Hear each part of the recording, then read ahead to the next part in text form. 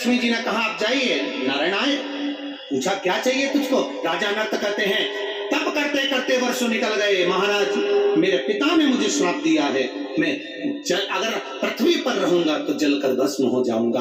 आप कृपा करो, कुछ दया कर दीजिए। क्या कृपा करूं? बोल, मैं आप बताओ मैं क्या करूं? नारायण ने कहा तू रुक, मैं शिव जी से पूछता हूं। शंकर भगवान से पूछा, भोलेनाथ आपका भगत मुझसे कुछ मांगना चाहता है कि पृथ्वी पर रहेगा तो जलकर भस्म हो जाएगा, आप कुछ कृपा कर दो।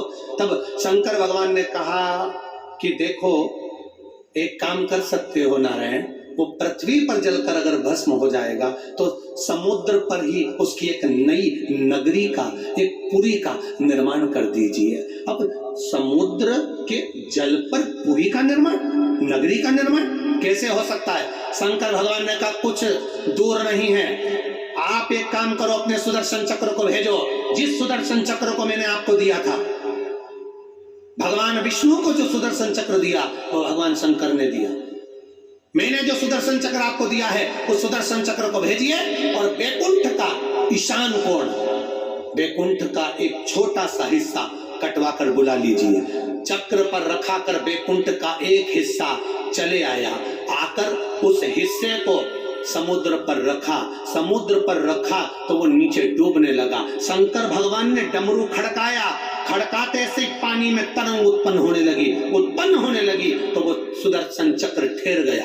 ठहरा, समुद्र के ऊपर घूमता रहा। भगवान नारायण ने कहा अरे अनर्थ, तेरे लिए ये नई पुरी का निर्माण कर दिया गया है, जाओ अनर्थ इस पुरी में जाकर निवास करो, तुम जलोगे नहीं क्योंकि ये समुद्र के ऊपर है। महाराज मैं जाता हूं। राजा अनर्थ जैसे ही पुरी के अंदर प्रवेश करने लगे, चक्र पर रखी हुई वो पुरी ऐसी घूम रही थी, उसमें इतने दरवाजे थे कि राजा अनर्थ उसका द्वार ढूंढते रहे। द्वार कहां, बार बार बोलते रहे। तो भगवान शंकर ने कह दिया नारायण इसी का नाम द्वारका हो जाएगा, इसी का